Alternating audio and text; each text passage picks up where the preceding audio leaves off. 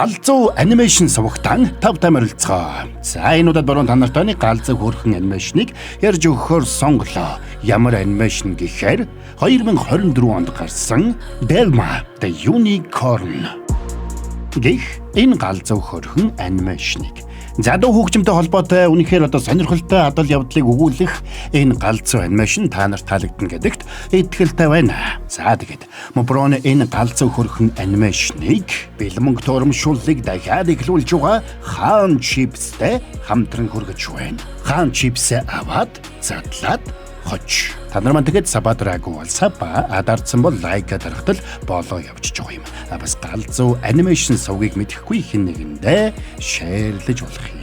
За тэгээд хэдүүлээ энэ галзуу хөрхөн анимашны тайлбараа эхлүүлцгээе.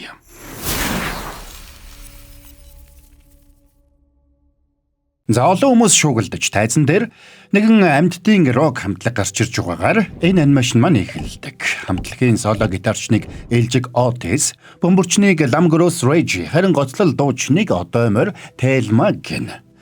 Манай гурав бол зэвэрсэн хувингууд гэх хамтлаг. Ингээд сэтгэл нөтөлсөн Velma тайзан дээрээс үсэрсэн ч зэрэгтэл гин далгуулж тэр тусгайлан бэлдсэн сүрлэн дээр унлаа. Тэгсэн үнэндээ тэд алдартай хамтлаг биш харин маргааш улах сонгон шалгаруулалтаа бэлдэж байгаа шаал сураггүй хамтлаг байж. Хөдөөний нэг фермд амьдардаг тэд өөрсдийгөө алдартай хамтлаг болох тавилантай гэж итгэдэг учраас удахгүй болох сонгон шалгаруулалтад амжилт гаргана гэдэгтээ итгэлтэй байцгаана. Одоо хэдүүлээ алдартай болох цаг ирсэн гэж бодож байна. Хамтдаа тоглож эхлээд хэдэн жил болсон билээ дээ. Бүхэл бүтэн 10 жил. Одоо ч олонд танигдах цаг ирсэн гэж бодож байна шүү. Гэхдээ хаанч тоглосон ялгаагүй чамтай хамт тоглоход л сайхан байдаг шүү найз минь. За тэгсэн трактор жолоодож явсан Rage тэднийг дайрах шахаад өнгөрлөө. Ирчээрээ яваад дахианы байр мөргөөд зогсон. Тэгээд Otis Velma 2 сарвчанд очоод тусынхаа тэргийг чирээд ажилдаа гарахад бэлэн боллоо. Тэгээд тэндээс гарах замдаа зурагтаар гарч байсан ганц эвэр талимны хамгийн сүүлийн клипийг үзээд Velma яг л тэрэн шиг од болохыг мөрөөддөг. Гэвч тэдний мөрөөдөл бодит байдалд нийцэхгүй байлаа. Учир нь Otis Velma 2 сарвчнаасаа гарч малын баас зөөх ёстой. Ингээд Velma чиргүүл дүүр малын баас зөөж явахдаа хажуу хашаанд байдаг циркийн адуунуудыг хараад тэднээс ижиж өгөхөө шахна. Тэгээд тэднээс зугтах гэж байгаад хөл алдаж унахдаа малын баасанда өөрөө дарууллаа. Цаадуулж ирээд элдвэр шоолцохоосонд Velmад хэлэх үг байсангүй. Velma энэ чиний өнөө орой үзүүлэх үзүүлбэр чинь үү? Гүй Зиркония, би дуудуулна. Уучлаарай, хөдөөний фермийн нэг муу одоо морины дуулахыг сонсох нэг ч хүн энэ дэлхий дээр байхгүй л байх та. Харин бид бол үзэмжтэй, бас авьяастай. Харин чамд аль нь ч байхгүй.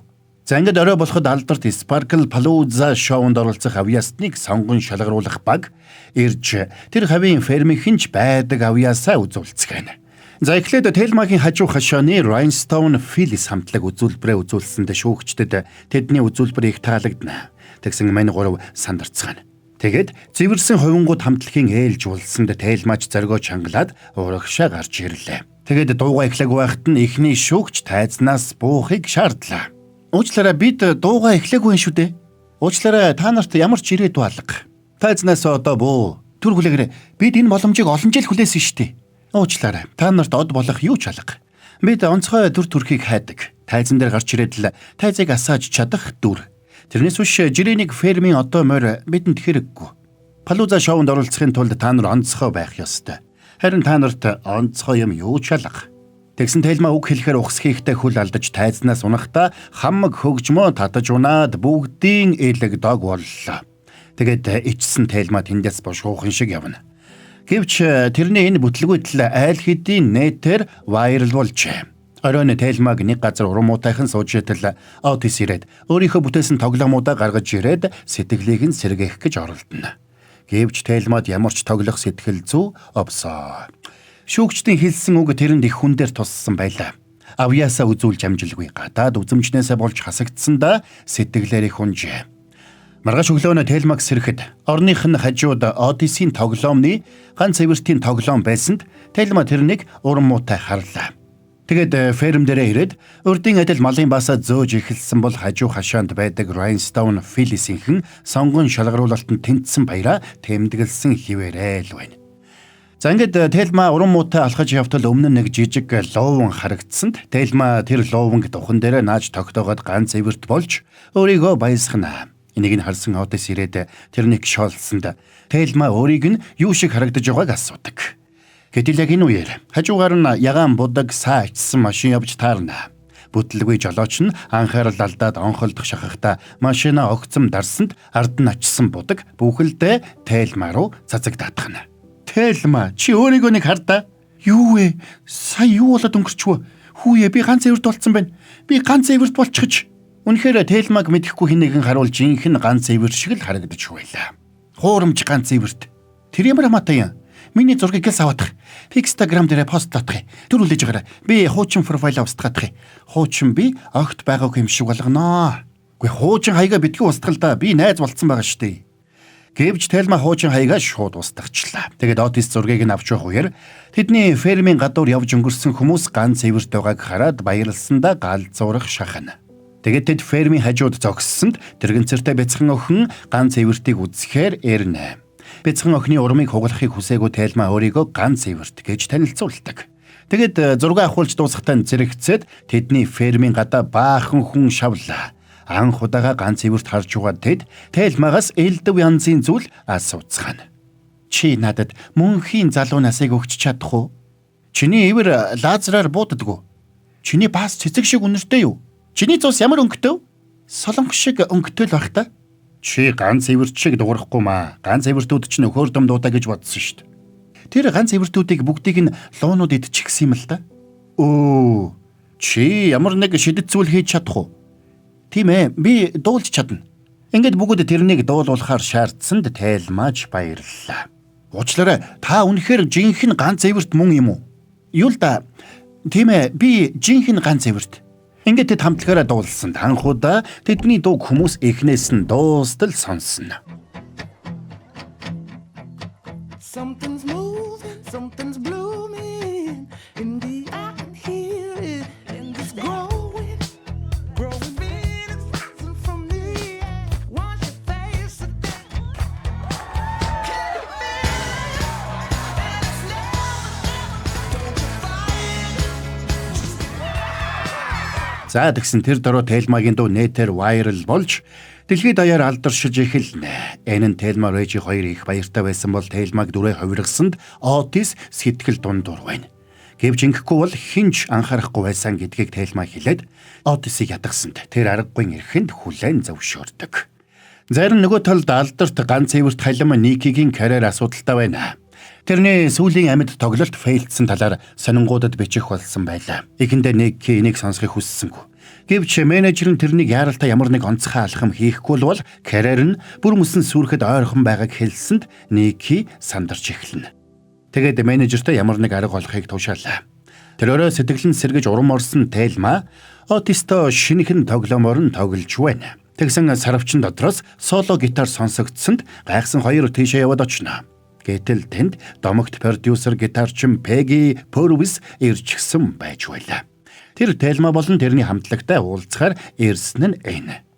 Тэгэд Peggy зохиосон дууг нь онцгой байсан гэдгийг хэллээ. Peggy хараагүй учраас Тельмаг ямар амтан болохыг мэдэхгүй байлаа.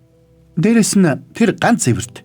Надад тэр юу байх нь хамаагүй. Энэ охин утасны жагсаалтыг дуу болгоод дуулсан ч хүмүүсийг ойлгуулж чадна. Тэгэхээр та нар манай рекордтой хамтрах уу? Намайг сохорсноос хойш хамтлаг продюсерлахаа болсон гэж бодож байна уу?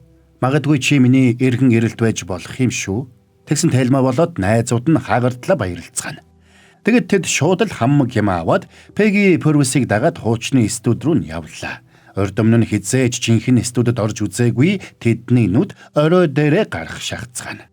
Хөөх, та Patsy Swine, Smokey Buffalo-гийн цомгуудыг энд биччихсэн юм уу? Тэгэлгүй яах вэ? Нэг л өдөр зэвэрсэн ховингуудын зураг энд байж байхыг үгүйсгэхгүй шүү дээ. Бүгд л биднийг од шиг харагддаггүй гэж тоодгүй байсан. Та нарын хааж болоход би та нарыг харж чадахгүй юм да. Тэгээд ч та нар ямар харагдах нь надад хамаагүй. Та биднийг Sparkle Palooza шоунд оруулж чадах уу? Тийм зүйл амлаж чадахгүй. Гэхдээ чи тайзан дээр үннээрээ зүрхнээсээ дуулж байвал болох юм тэр. Тэгвэл би биш, харин чи өөрөө өөрийгөө Sparkle Palooza-д оруулж чадна. Тэгээд Пеги тэрэнд гитараа өгсөнд Тельма ч зохиосон дуунуудаа тэрэнд дуулж үзүүлнэ. Тэгээд тэд шууд л цамгийн бичлэгийн ажилдаа орцгоно.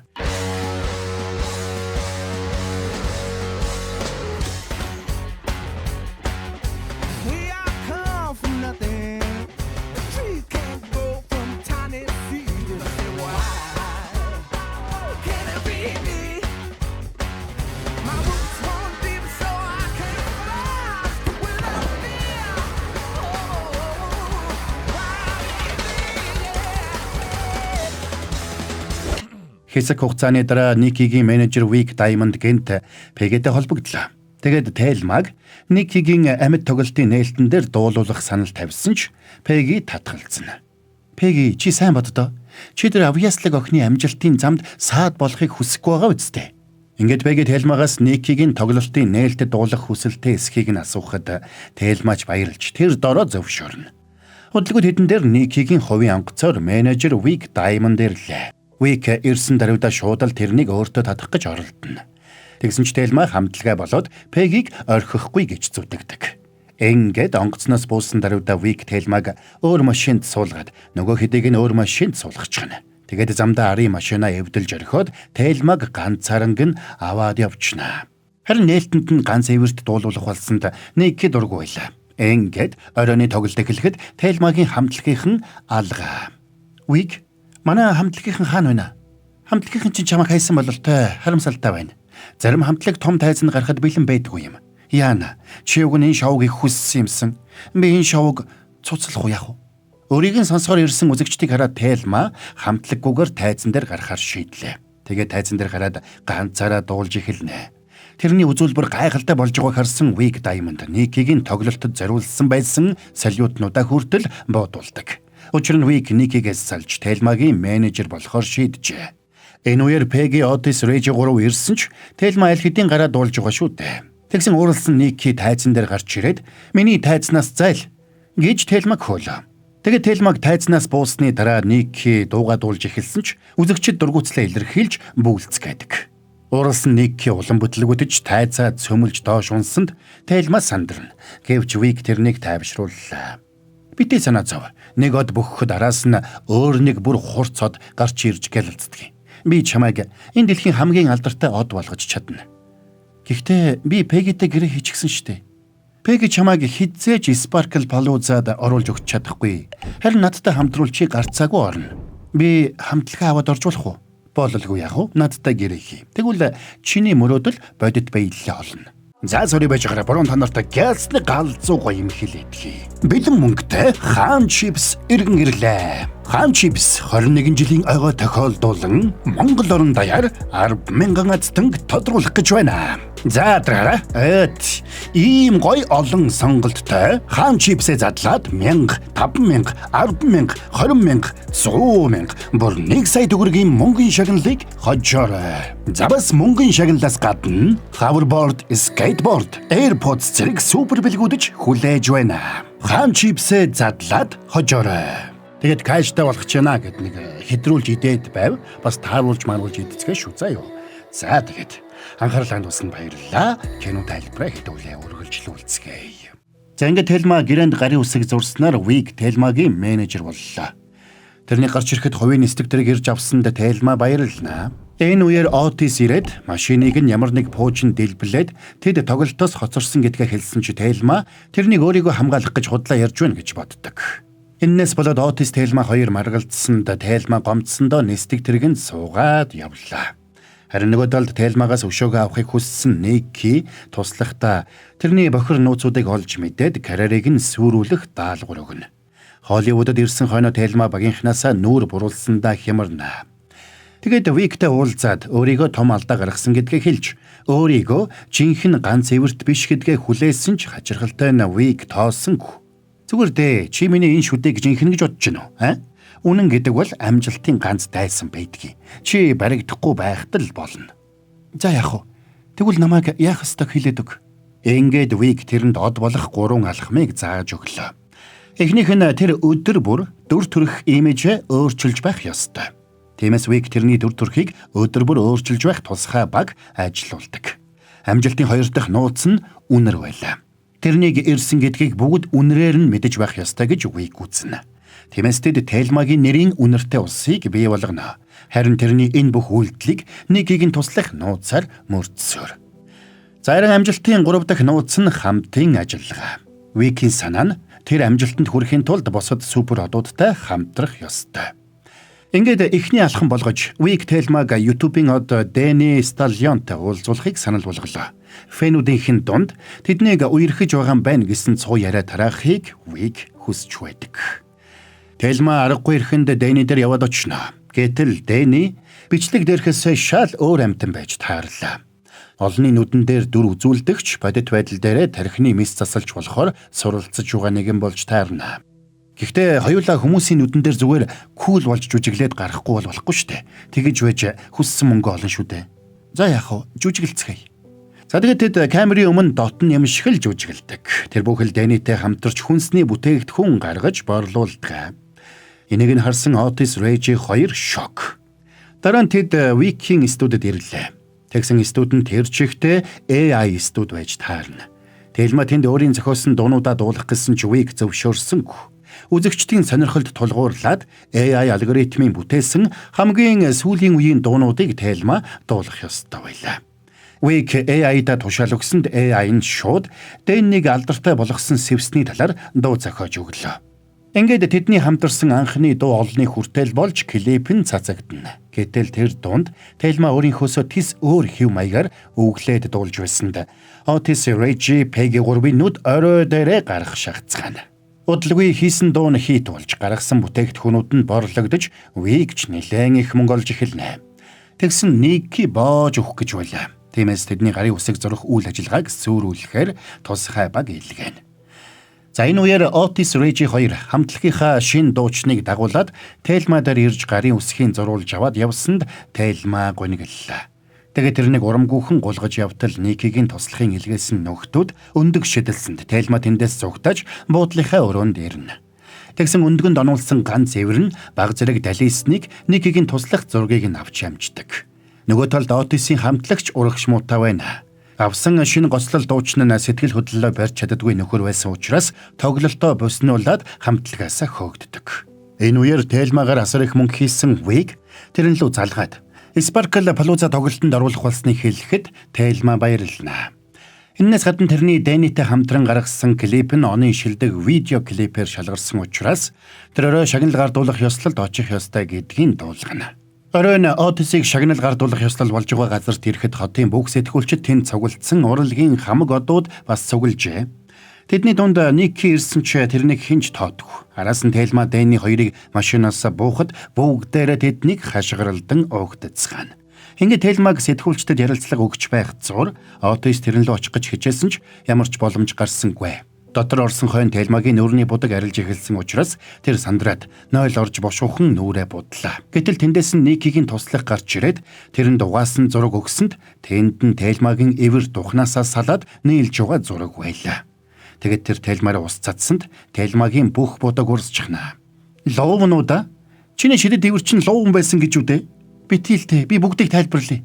Үгүй дээ. Би энэ бичлэгийг цацахтал дэлхийд даяараа чамайг арчаагүй жижигхэн одоо морь гэдгийг мэднэ. Хүмүүсийн царайг харахад хэлж чадахгүй нэ. Битгийлтэй. Би хүссэн бүхнийг чинь хий. Тэгээд Тельма сураггүй алга болъё гэж гуйсанд Никигийн туслах зөвшөөрөөд эргэж ирүүл бичлэгийг нь задлана гэж сүрдүүллээ. Тельма хувцас тайлж үлдээгээд тэндээс гараад явна. Уик ирээд хайсан ч тэрнийг таньдгүй. Тэгээд Тельма тэндээс чимээгүйхэн явлаа. Ингээд шилдэг видео клипийн шагналыг Дэнни ганцаараа авсан бол Уик сандарч гарч ирээд Тельмаг сураггүй болсон гэдгийг зарлана. Тэгсэн бүгдээрээ сандралдаж тэрнийг хайцгаасан бол Otis ганцаараа жинхэнэ Тельмад санаа зовно. Энэ үеэр Тельма дууны дэвтрээ хогийн савнд хайжхаад автобусан суугаад явсанд тэрний үлдээсэн дэвтрийг Otis олж авлаа. За тэгэд хэд хоног дэлхийн нийтээрээ Тельмаг хайсан ч ганц эвэрт Тельма олдсонгүй гэж. Тэр цагаас хойш 14 хоног өнгөрлөө. Нэг өдөр Тельмаг зам дагаад уран мутайхан алхаж явтал өөр дээр нь будаг асгаж байсан жолооч таарад тэрнийг дөхүүлж өгөхөр болно. Тэгэд Тельма тэрнтэй буу халж явахдаа нэг чухал зүйлийг ойлгодог. Залуу сэтгэлдээ бүсгүүтэйгээ үерхсэн ч өөрийгөө нууцаар зохион байгуулагддаг товшуур бүжгийн тулааны авраг гэдгээ хэлэхгүй нуусан байж. Хэрвээ үнэнээ хэлвэл найз бүсгүй нь өөрийг нь хаях байх гэж бодсон байна. Юу гэж? Хэрвээ тэр чамд үнэхээр хайртай бол чамайг байгаагаар ч л хайрлана. Товшуур бүжгийг ч хүртэл. Нэрээ юу? Чи тэгж бодож гинэ үү? Тэгж л найдаж байна? Үгүй байлаач бүх амьдралаа худал хуурмаг дунд өнгөрүүлснээс дээр биш гэж үү? Хөөх. Чи ингэж итгэдэг болохоор чамдлав амьдралд чинь ямар ч асуудал байдаггүй хаа. Тэгсэн Тельма нэгийг ухаарлаа. Тэгээд тэрнийг огцом зогсоож буцаад явахыг гуйна. Энэ үеэр Отис Тельмаг хайж байгаа зурагт хуудсыг нааж явлаа. Гэтэл хажуугаар нь нөгөө залуугийн машин цагдаагийн машинуудаас зугтаж тоос шороо босгосоор өнгөрнө. Тоос шороо намжихад Тельма гараад ирнэ. Тэгэд бүх хүнд өөрийгөө хэн болохыг хэлчлэхээр шийдснэ хэлсэнд Отис ч тэрнийг бүрэн дэмждэг. Удалгүй тэдэн дээр Пеги, Режи хоёр ирсэнд Тельмач тэднийг тэрж аваад уучлал гуйлаа. Тэгээд Пегид өөрийгөө ганц эвэрт бишиг хэлсэнд Пеги ч энийг нь анханасаа мэдэж байснаа хэлдэг. Тэгээд тэд шууд Sparkle Palooza тоглолт руу хөдөлцгөнө. Sparkle Palooza бол жилийн хамгийн алдартай шоу байлаа. Тельмагийн зүгт Вик дараагийн од хамтлагаа гаргаж ирж байсан бол Ник гэж эргээд попод болсон байна. Харин Тельмагийн үнэнч фэнүүд л гонигтай байлаа. Тоглолтын өмнө тайзны ард Никийг нь туслах багийнхандаа Тельма гэрүүл шууд өөрт нь мэдэгдэхийг тушаадаг. За тэгсэн Тельма болоод тэрний найзууд стадионы арын хаалган дээр очицгоно. Тэгээд Режи хаалганы цоожийг эвдээд харуул баавгын толгойг эргүүлж угаад сэмхэн дотогшоо нэвтэрлээ. Тэднийг машинаасаа буухтаа зэрэгцээд Никийг нь туслахын залуус харчихна. Тэгээд тэд хамгаалагч баавгайг дуудаад Тельмаг барихаар дайрсан ч Пеги тайгаа гаргаж ирээд тэднийг боолгож тавьдаг. Ингээд Пеги машинтайгаа галзуу юмшигл хэргэлдэж угаад гараад давхина. Тельмаг найзуудынхаа хамт стадионы арын хаалгаар орж ирсэн тухай мэдээ авсан Никийг нь туслах тэрний бичлэгийг тараах гэсэн ч гар утасных нь цэнийг дуусчихдаг. Харин Тельма болон тэрний найзууд Никийг нь туслахын залуусаас зугтаацгаана. Тэгээд тэд тайзны ард ороод хаалгаад арсан ч Никийг нь туслах гартаа цахилгаан бороохоо бариад гараад ирдэг. Ники бас хамт ирээд тэрнийг хинч биш, эвэргүй бол юу ч хийж чадахгүй гэж доромжлно. Тэгсэн Никийг нь туслах Тельма руу цахилгаан бороохоогоор буудах гэсэн ч Тельмагийн цадсан усанд хальтраад удирдлагатай тайзны удирдлагыг онсонд тэдний зогсож байсан тайз дээшээ өргөгдлөө. Ингээд Тельмаг найзуудтайгаа гарч иртэл хүмүүс дахиад нэг дуу гэж хашгирч байлаа. Тельма тайзны арлаг гүйсэнд хүшиг нэгдэж Отис, Режи хоёр ээл гарч ирнэ. Хүмүүс тэднийг хараад тайзнаас буухыг шаардаж хөөж эхэлснэ.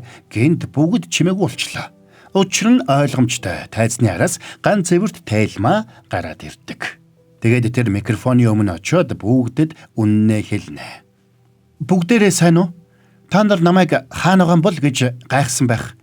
Би ч өнгөрсөх хугацаанд өөрийгөө хайж байлаа. Би багасаа л энэ тайзан дээр тоглохыг мөрөөддөг байлаа. Гэхдээ би өөрийгөө энэ тайзан дээр гарч чадахгүй гэж бодож байсан. Яагаад гэвэл би гадаад үзэмжиндээ эргэлзэж байсан. Миний дотроос хэн нэг нь намайг хангалттай сайн биш гэж шивэнж байсан. Тэгсэн гэнтэл галзуу зүйл болж бүгд намайг анхаарч эхэлсэн. Гэхдээ энэ бол жинхэнэ би биш ээ. Харин энэ бол жинхэнэ би. Би бол Тельма. Намайг уучлаарай. Би та нарыг гомдоохыг хүсээгүй юм шүү. Харин та бүхэнд дуугаа сонсгохын тулд надад өөр арга байхгүй гэж бодсон. Гэхдээ энэ удаад би сүүлийн удаа олон жилийн өмнө зохиож байсан нэг дуугаа дуулж өгöd эндээс буухыг хүсэж байна. Тэгсэн хүмүүс ихэндээ дургуутслаа илэрхийлж байсан ч тэрнийг дуулж эхэлсэнд бүгд дуугүй боллоо. За ингээд стадион даяар Тельмагийн дуун давтаад найгаж эхэлнэ. Тэрний тоглолтыг дэлхий даяараа үзэж байлаа. Тэр бүхэл Ники хүртэл сэтгэл нь хөдлөөд хуурам живрээ хугалдаг. Ники хонгор минь, одоо би чиний менежерээр ажиллах боломжтой болсон шүү. Тэгсэн Ники тэрнийг нулимж орхино. Ингээд зэрэгтэл даяараа тэрэнд алга ташж эхэлсэн учраас Ники мөрөөдөж байснараа зэрэгтэл рүү урсаж орсонд фэнүүд нь ч тэрнийг дээш өргөөд шидэж эхэлцгэн. За тэгээд үр солигдоход Тельма ферм дээр ирчихсэн. Отистой тэрний хөлөгт тоглоомоор тоглож байна. Тэгсэн Пеги ирээд завсралга дууссан учраас дуу бичлэгтээ орцгоё гэж дууддаг. Явахын өмнө хажуу хашааны морд Тельматай зураг авахулахыг гуйсанд Тельмач дуртаяа зөвшөөрлөө. Энэ үеэр ачааны машинтай залуу бас л хажуугаар нь явж байхдаа чулуу дайрч очиж явсан будгаа цацчихна. Гэтэл Отис тэрэнд нь оногдоод далавчтай морь болж харагдсанд Тельма тэрнийг шоолж инээснээр энэ галзуу анимашн маань дуусаж байгаа юм. За энэ галзуу хөөрхөн анимашны тайлбар маань энд хүрээ дуусч байна. Ер нь бол худлаа нэг тийм баг зөөснээс зүгээр өөрийнхоороо л байвал илүү дээрэ гэсэн санааг одоо илэрхийлж байгаа болов гэж бороо нь ойлголоо. Та нар одоо бас юу ойлгож авсан бол бас арай өөр борогийнх нь харж чадаагүй те юмгаас ойлгож авсан бол комментээр хуваалцаарай гэж. За тэгээд энэ галзуу хөөрхөн анимашн маань та нарт таалагдсан гэж найдаж байна. Борогийнх нь тайлбарч гисэн ойлгомжтой байж чадсан бизээ гэж. За тэгэхээр хэдэн бороонууд нь энэ галзуу хөөрхөн анимашныг бэлмэнг туурамшууллыг дахиад эхлүүлж байгаа хаан чипстэй хамтран хүргэлээ. Хаан чипсээ аваад задлаад хоч. Та нар маань тэгээд сабад рагуул саба дарцсан бол лайк дарахтал болоо явчих жоо юм. Бас галзуу анимашн сувгийг мэдэхгүй хэн нэгэндээ шеэрлээрэй. За бас галзуу кино Instagram хуудасаа дагаарай манайхан. За тэгээд хэдүүлээ дараагийн бас нэг галзуу хөөрхөн анимашны тайлбараар эргээд уулзацгаая.